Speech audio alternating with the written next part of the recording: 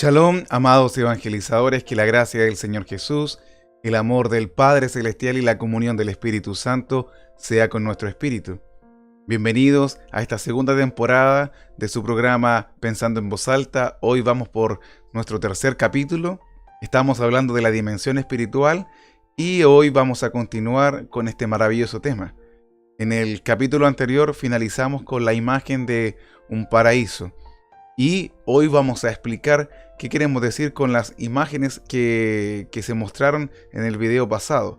Así que sin más preámbulo, los voy a invitar a que pasemos a ver este tema maravilloso que Dios tiene preparado para nosotros.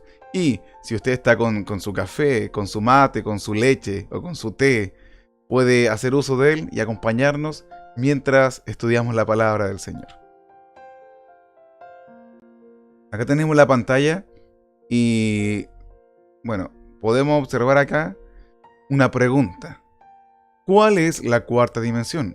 En el capítulo anterior definimos que esa cuarta dimensión es la dimensión espiritual, es donde Dios habita, es un lugar fuera del tiempo y del espacio, donde el tiempo transcurre de una manera distinta, donde Dios se mueve y donde es posible que Dios exista en tres personas distintas, el Padre, el Hijo y el Espíritu Santo. Aquí en esta tercera dimensión es imposible que tres personas, que un solo ser, una sola naturaleza exista en tres personas distintas. Pero en la cuarta dimensión no es difícil e imposible esto. Así que esa cuarta dimensión también recibe el nombre de dimensión espiritual, el paraíso de Dios o el paraíso y también la gloria de Dios. Así que ese término paraíso aparece en nuestras Biblias y lo voy a buscar aquí para que nosotros lo podamos observar. El término paraíso aparece en Cantares. Voy a en Cantares 4:13.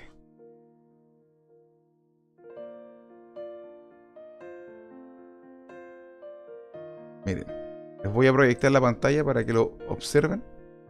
La pantalla de la Biblia de Lisboa. Ya.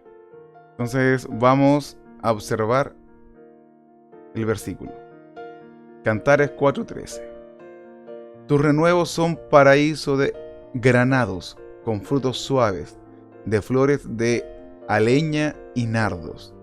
También el término paraíso aparece en Eclesiastés 2:5, que Salomón se hizo huertos y jardines, donde plantó todo tipo de árboles. Y también en Nehemías 2:8. Así que vamos ahora a seguir avanzando en las imágenes. Bien, las imágenes que ustedes observan en la pantalla, lo que están representando son lugares paradisíacos. De ahí de donde viene el término paraíso. Estas palabras, lugares paradisíacos, provienen del término paraíso. Y un paraíso por lo general es un lugar soñado por todos los seres humanos. Prácticamente no existen personas sobre la faz de la tierra que no añoren un lugar como los de las imágenes, lugares semejantes a esto. Bueno, ahí ustedes observan que hay, por ejemplo, unas playas con agua cristalina, un color celeste pero extraordinario. Tenemos también unas cascadas ahí con todo un ambiente verde. También tenemos otra imagen que aparece en la esquina inferior derecha de su pantalla. Esa imagen muestra como un campo de flores y un cielo teñido de distintos colores. Entonces, estos lugares por lo general son añorados por todos nosotros, tanto en nuestro inconsciente como en nuestro subconsciente. Está ahí el deseo, el anhelo de un paraíso, de un lugar paradisíaco, de un lugar de descanso, de reposo.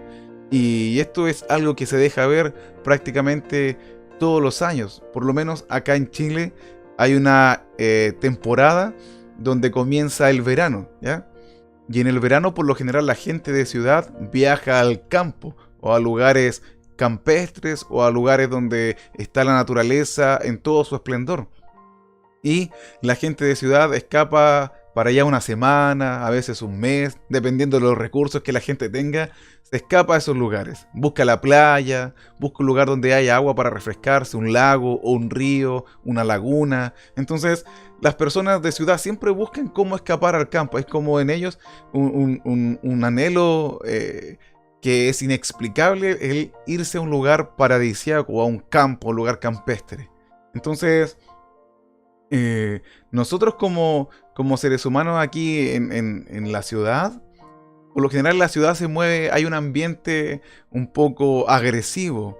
Todo lo que tiene que ver con ciudad, la gente como que durante el año ya está cansado de la ciudad o cansada de la ciudad, porque por el estrés, la velocidad a la que las cosas circulan, porque hay mucha gente circulando por la ciudad, las calles están repletas de personas, por lo general se andan atropellando a las personas o tienen que ralentizar su caminar porque no hay lugar por donde adelantar a los que van frente a uno. Entonces, hay un ambiente muy tenso, incluso la gente es como más agresiva en la ciudad, es un poco más violenta, es un poco más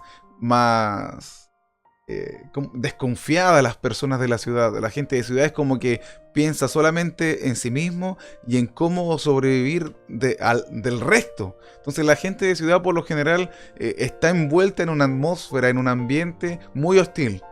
En cambio, las personas de campo, personalmente he tenido la posibilidad de ir al campo, de visitar lugares campestres, y la gente allí es totalmente distinta, tiene una vida más tranquila, más relajada, son personas más amables, cariñosos, son más atentos, son generosos también, como que no reparan en gastos cuando llega una visita a verlos. Entonces, las personas del campo como que tienen otro tipo de sentir, están como más conectados con la tranquilidad, con la pasividad, con la amistad, con la alegría, pese a que muchos de ellos tienen una vida que es de esfuerzo, porque hay que trabajar la tierra para poder comer, hay que poder cultivar, hay que trabajar con animales para poder subsistir diariamente.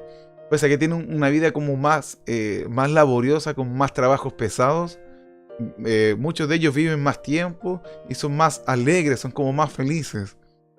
Y muchos de ellos no les llama la atención la ciudad. En cambio, la gente que está en la ciudad lo que más quiere es escapar hacia un lugar donde haya vegetación, donde hayan árboles, donde haya mucho verde, mucho color de rosas, donde haya un agua que uno pueda refrescarse, donde haya tal vez un río, un lago, o una playa, arena, donde haya solcito y donde no exista el estrés. Entonces, por eso todos los veranos acá en Chile, los lugares de turismo se llenan con personas, porque durante todo el año, que es casi 6 meses de invierno que nosotros pasamos, un poco más de invierno, durante todo ese periodo de tiempo, la gente no visita esos lugares, pero cuando llega la época del verano, se llenan esos lugares, es como que toda la ciudad se vacía, uno camina por las calles, hay poca gente, hay poca congestión vehicular, y están todos en el campo prácticamente, en lugares donde hay más naturaleza y vegetación, tener contacto con los animales. Entonces, estos lugares que están acá en las imágenes son como una representación de lo que nosotros podemos llamar paraíso. Un paraíso por lo general es esto, un lugar donde hay mucho verde, mucha vegetación, muchos árboles, muchas plantas, muchas flores, mucha fruta, donde hay un río, una cascada, un agua cristalina, limpia, pura, donde uno experimenta un sentir de relajación, un sentir de tranquilidad, un sentir de armonía, un sentir de amor, un sentir de libertad, de que he descansado de mis obras. Entonces, dicho todo esto, vamos a mencionar algo. Miren, la imagen que está acá en la pantalla nos muestra un árbol y también podemos ver bajo la superficie, podemos ver la raíz de este árbol. Y ahora ustedes se preguntarán por qué estoy mostrando este arbolito. ¿Qué quiero ejemplificar con esa imagen? Bueno, lo que queremos ejemplificar con esa imagen es que aquí nosotros estamos teniendo dos perspectivas de las cosas. Tenemos una perspectiva superficial, que es lo que está sobre la superficie, valga la redundancia, y una perspectiva bajo la superficie. Y cuando nosotros tenemos, por ejemplo, un árbol que está teniendo problemas con su fruto, o en sus ramas, o en su tronco, o en sus hojas, o en sus flores, muchos tienden a pensar que el problema radica tal vez en las ramas, o en la fruta misma, o en las hojas, o en las flores. Y el problema no se encuentra allí. El problema se encuentra en la raíz del árbol. Y yo, para poder encontrar la raíz del árbol, tengo que escarbar. Tengo que hacer un agujero, tengo que ahondar, ir a la profundidad para encontrar la raíz y ver dónde está el problema en una de esas raíces. Y una vez que yo solucione el problema de la raíz, recién se va a solucionar arriba, en la superficie, el problema que hemos visto nosotros. Entonces esto nos quiere decir varias cosas. Nosotros hasta el momento hemos tenido una visión superficial de la escritura, hemos tenido una visión superficial de las cosas. Esta es nuestra perspectiva humana, que está sobre el suelo nomás. No hemos mirado más allá. En cambio, cuando hay una visión profunda que está bajo tierra, esa es la perspectiva espiritual. Esa es la visión de cómo Dios ve las cosas. Entonces, nosotros en el video pasado hablamos acerca de que todo tiene su origen en la dimensión espiritual. Entonces, todo lo que nosotros vemos como realidades físicas tuvieron su manifestación, tuvieron su origen en la dimensión espiritual. Un ejemplo claro, miren, se los voy a mostrar. Lo encontramos en el libro de Hechos, en el capítulo 9. Voy a proyectar la Biblia para que puedan observar lo que les trato de comunicar. Aquí nosotros tenemos el relato de la conversión de Saulo. Y mira lo que le pasa acá a Saulo, en el versículo 3. Mas yendo por el camino, aconteció que al llegar cerca de Damasco, repentinamente le rodeó un resplandor de luz del cielo. A Pablo un resplandor de luz del cielo le rodeó. O sea, él fue envuelto por una luz. Obviamente era la luz de Dios, la luz del Señor. Entonces Pablo oyó una voz que le decía: Saulo, Saulo, ¿por qué me persigues? Y aquí Pablo, él comienza su conversación con el Señor, y el versículo 7 nos dice lo siguiente: y los hombres que iban con Saulo, me equivoqué, el versículo 8. Entonces Saulo se levantó de tierra y, abriendo los ojos, no veía a nadie. Así que, llevándole por la mano, le metieron en Damasco. Entonces, nosotros al leer este texto pensamos de que Saulo quedó ciego, Pablo quedó ciego. Y es como la conclusión lógica que uno hace de la lectura de este pasaje de la Escritura. Pero la verdad es que Pablo no quedó ciego. ¿Pero cómo que no quedó ciego Pablo? Sí, Pablo no quedó ciego. Lo que pasa es que Pablo ya estaba ciego. Y cuando fue expuesto a la luz del Señor, a la gloria de Cristo, cuando fue expuesto a la luz de nuestro Dios, salió a flote, quedó en evidencia, quedó expuesto el verdadero Pablo. Pablo estaba cegado por su sistema religioso que lo gobernaba. Pablo estaba cegado por las mentiras que el fariseísmo que él seguía le había dicho. Él estaba completamente ciego y por eso no veía al Señor, por eso él perseguía a los cristianos, por eso él asesinaba a los creyentes, por eso él quería ver que se acabara el cristianismo, quería ver que se acabaran los discípulos del Señor, quería ver la extinción por completo de los hijos de Dios, de los creyentes. Y por eso Pablo le pregunta al Señor: ¿quién eres? Después que la luz lo rodea y le habla, el Señor, Pablo le pregunta: ¿quién eres, Señor? Porque estaba tan ciego que no sabía, nunca lo había visto, no sabía quién era. Entonces, el verdadero Pablo quedó expuesto en este encuentro que él tuvo con el Señor. Y miren, les voy a mostrar otro pasaje para que me crean lo que les estoy diciendo. Miren lo que dice Pablo después con sus propias palabras, obviamente inspirado por el Espíritu Santo, en Efesios 5:13 dice: mas todas las cosas, no algunas, sino que todas, y eso nos incluye a nosotros, a usted y a mí, todas las cosas, cuando son puestas en evidencia por la luz, son hechas manifiestas, porque la luz es lo que manifiesta todo. Mire, voy a poner otra traducción, a ver la Biblia textual, cuarta edición, a ver qué es lo que dice. Pero todo lo que es reprendido por la luz es manifiesto, porque todo es manifestado por la luz. Voy a buscar otra traducción más. A ver, hay una que se llama Nueva Traducción Viviente. A ver. No obstante, sus malas intenciones se descubrirán cuando la luz las ilumine, porque la luz hace todo visible. Por eso dice: despiértate tú que te duermes.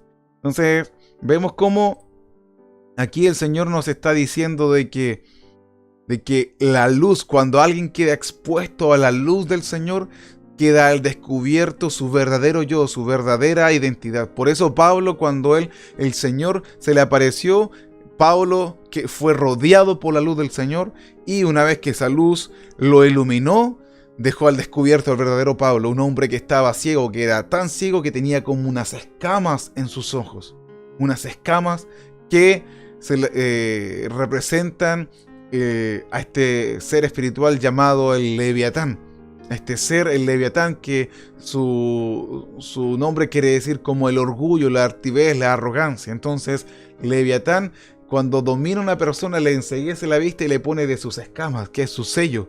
Por eso después a Pablo, cuando Ananías viene a orar por él, se le caen esas escamas, dando a entender de que ahora Pablo ya no era más el sirviente de esta entidad, sino que ahora es un siervo de Cristo que ha recibido la vista que no tenía, que ha sido libre de esa prisión en la que se encontraba, que ha sido libre de esa condición y ha sido sanado por el Señor. Entonces, cuando nosotros leemos en el Nuevo Testamento, cuando leemos, por ejemplo, milagros del Señor Jesucristo, cuando vemos que Jesús sanó a un ciego, un cojo, a un manco, a un mudo, a un sordo, a un paralítico, cuando vemos estos milagros, el Señor lo que nos está transmitiendo es que hay una condición también espiritual en las personas que se manifiestan físicamente. Por ejemplo, había una mujer que estuvo muchos años enferma porque era un espíritu de enfermedad que la tenía así encorvada, y Jesús tuvo que hacerla libre de ese espíritu y ella sanó, fue sanada instantáneamente. Entonces también vemos un caso en la Escritura cuando el Señor cuenta una parábola. Mire, voy a buscarla mejor porque no quiero mentir. Mire.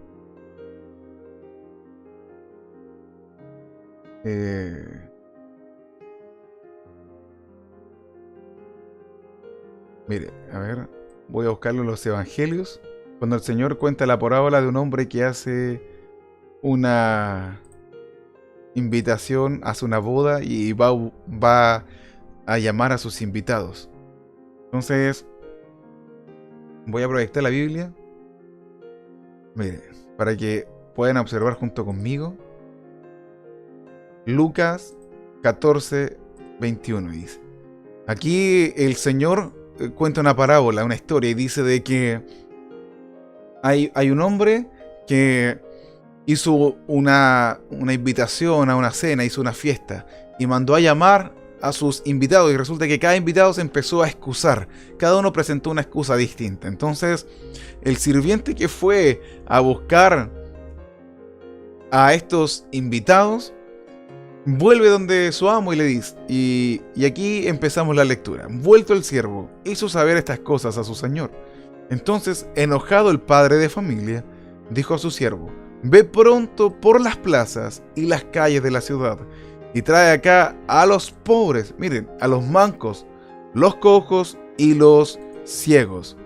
Y dijo el siervo: Señor, se ha hecho como mandaste, y aún hay lugar. Dijo el Señor al siervo: ve por los caminos y por los vallados, y fuérzalos a entrar para que se llene mi casa, porque os digo que ninguno de aquellos hombres que fueron convidados gustará mi cena. Entonces miren el tipo de personas que el Señor envía a buscar para que vengan a su cena. pobres, mancos, cojos y ciegos. O sea, personas con distintas discapacidades físicas, con distintos problemas. Entonces, cuando usted escucha la expresión en alguien, es que no puedo, no me siento capaz, no me siento apto, no estoy capacitado. Esas expresiones son la evidencia de algo que está ocurriendo en nuestro espíritu. Entonces, nuestro espíritu comunicándose a esta dimensión física, estas tres dimensiones, es nuestro espíritu comunicándose, hablando. Los lingüistas le llaman a esto figuras literarias, expresiones lingüísticas, formas de hablar, personificación, hipérbole, hipérbaton, parábolas, etcétera, etcétera, etcétera. Pero nosotros, o géneros literarios también le llaman, el género poético o de poesía, pero ahora nosotros podemos entender de que no son simples expresiones idiomáticas o lingüísticas o de poesía o de poemas, no, sino que son palabras que provienen de nuestro espíritu hacia afuera. El Señor Jesucristo dijo en una ocasión que sus palabras eran espíritu y eran vida. La Escritura no es solamente un libro común y corriente. La Biblia es un libro sobrenatural. No es un libro más. Por eso encasillar a la Escritura en que solamente hay géneros literarios o estilos literarios como el narrativo, la poesía o el histórico, etcétera, etcétera. Encasillarlo solamente en eso es limitar el poder de la palabra del Señor, es limitar la palabra de Dios a términos meramente humanos y a querer encasillarlo en una lógica y en un razonamiento humano, cuando la lógica y el razonamiento de Dios va mucho más allá que la lógica humana, y eso lo dice el Señor en su palabra. Mire, Él dice que sus pensamientos son más altos que nuestros pensamientos. Mire, lo vamos a leer. Eso está en Isaías. Déjenme buscarlo.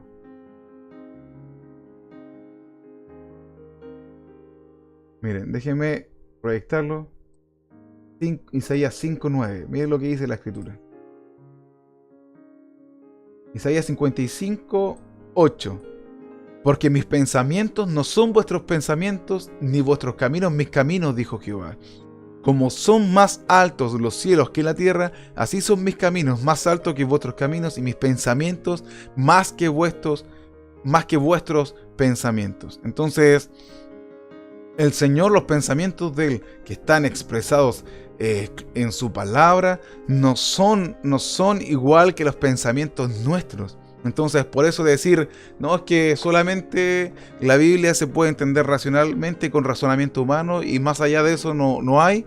Eso es limitar la mente del Señor, es limitar el poder de Dios, es limitar el poder de la palabra del Señor. Entonces, como les decía, leímos que en Lucas el Señor manda a buscar a estas personas con distintas discapacidades físicas. Y cuando yo digo no puedo, no me siento capaz o no estoy capacitado, estoy diciendo indirectamente que, miren, lo contrario de capacidad es discapacidad o no capacidad.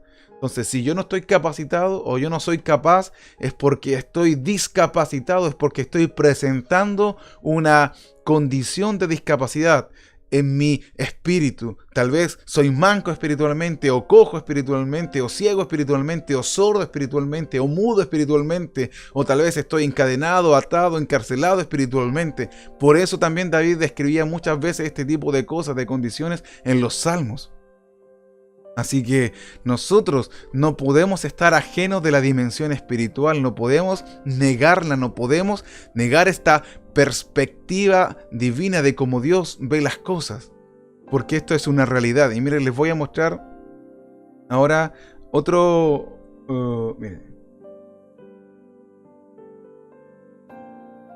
otro pasaje de la Escritura donde aparentemente al Señor Jesucristo le falló el milagro. Aparentemente le falló el milagro. Noten esa expresión, aparentemente. Mire, a ver.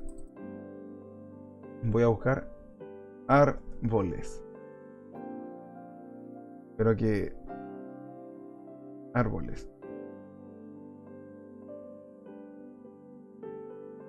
Para proyectarlo ahí en pantalla. Entonces, aparentemente al Señor Le falla un milagro.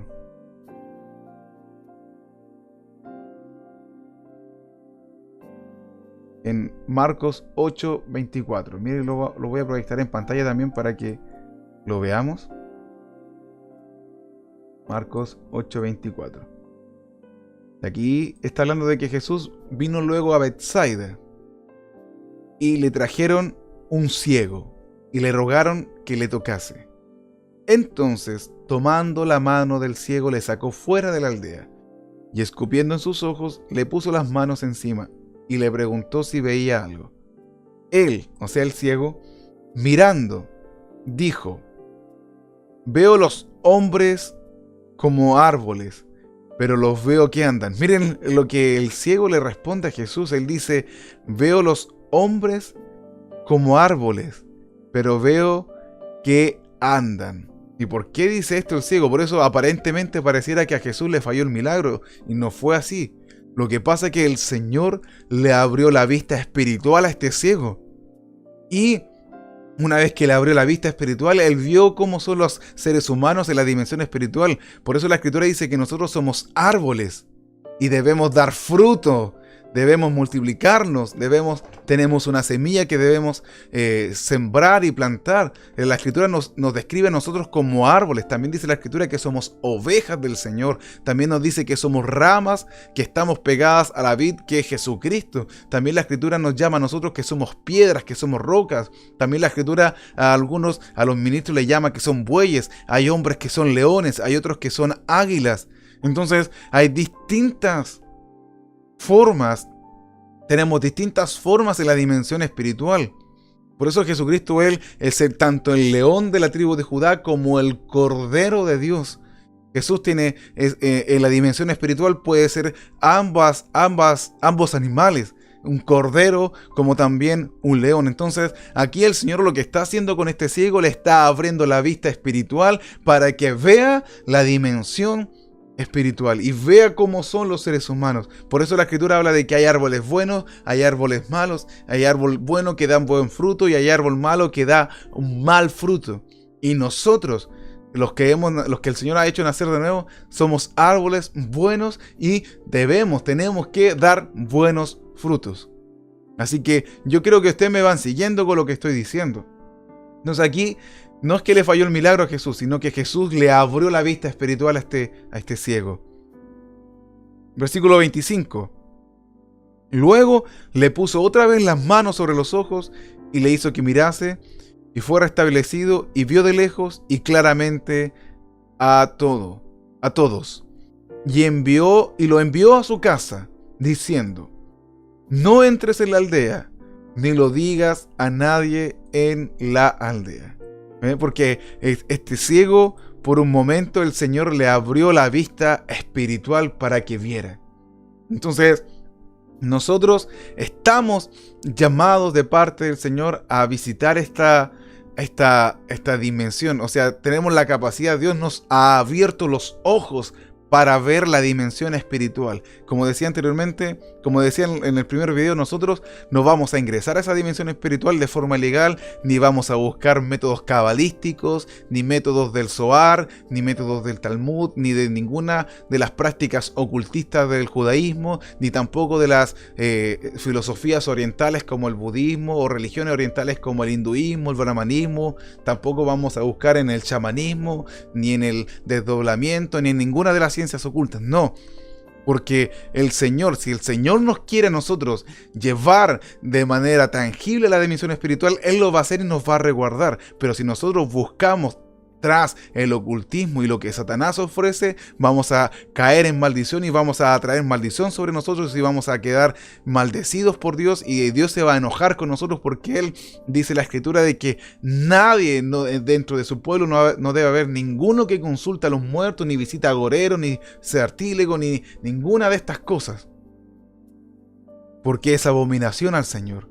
Así que, estimados evangelizadores, si bien nosotros no vamos a ingresar a voluntad a esa dimensión, sí vamos a poder estar conscientes y vamos a poder observar la evidencia. Miren, un ejemplo bien simple para finalizar. Cuando yo veo que las hojas de un árbol se mueven, No es que el árbol tenga vida propia y se está moviendo a voluntad porque se quiere mover o quiere mover sus hojitas. No. Sino que hay una fuerza que nosotros conocemos como viento que está empujando, que está chocando con esas hojas y las está moviendo. Entonces, el viento no lo vemos, no lo podemos atrapar para estudiarlo y examinarlo en un laboratorio. El viento no lo podemos capturar ni manejar a voluntad. Y no lo vemos, pero pese a que no lo vemos, pese a que no lo percibimos con con todos nuestros sentidos, sí podemos observar la manifestación del viento. Sí podemos entender y comprender y estar 100% convencidos de que cuando las hojas de los árboles se están moviendo es porque un viento las está atravesando, es porque un viento está impactando con esas hojas y las está moviendo. Entonces, el viento no lo vemos, pero eso no quiere decir que no exista. Pero el viento, pese a que no lo vemos, pese a que no lo podemos observar con detalle y de manera efectiva, sí podemos observar las manifestaciones del viento. Entonces hay patrones, hay cosas que nos dan la evidencia de que hay algo allí. Hay algo allí. Y este método se conoce como el método de inferencia. O sea, el método de inferencia quiere decir de que hay una serie de cosas que giran en torno a un objeto o a algo que es invisible, que no se ve. Pero esa serie de eventos, de argumentos, de razonamientos que giran en torno a esto invisible, hace que eso invisible se le dé un concepto, hace que a eso invisible se le haga aparecer. Entonces, el viento no se ve, pero todas estas cosas que giran alrededor de él, como por ejemplo el movimiento de las hojas, nos dicen, estas evidencias nos dicen de que hay algo invisible allí. Pero pese a que no lo veo, allí está y se está manifestando. Entonces yo la dimensión espiritual quizás nunca voy a ingresar a ella, quizás Dios nunca me va a llevar allá, pero sí yo voy a observar aquí en estas tres dimensiones, en este mundo de tres dimensiones, voy a observar las evidencias de que esa dimensión espiritual es real y que está influenciando aquí, está influenciando a las personas, está influenciando en la realidad física. Y por ende, viendo esa evidencia, yo voy a poder decir, aquí está pasando esto, aquí hay un espíritu, aquí hay un demonio, aquí hay un ser de las tinieblas que está haciendo esto, aquí está Satanás moviéndose, aquí hay algo que se gestó en el mundo espiritual y que se está manifestando en esto. Así que Dios les bendiga, estimados evangelizadores, y yo les invito a que sintonicen el próximo programa porque vamos a estar viendo ya con más detalle el tema de esta visión profunda. Esta visión espiritual, esta perspectiva espiritual que el Señor nos ha impartido a nosotros que somos sus hijos. Sin más que agregar, ya nos estamos despidiendo. Muchas gracias por haber sintonizado este programa y por haberse dado el tiempo de escucharlo. Los dejamos cariñosamente invitados para el próximo programa de Pensando en Voz Alta en su segunda temporada. Shalom, estimados evangelizadores, que la gracia de nuestro Señor Jesucristo, el amor del Padre Celestial y la comunión del Espíritu Santo sea con nuestro espíritu.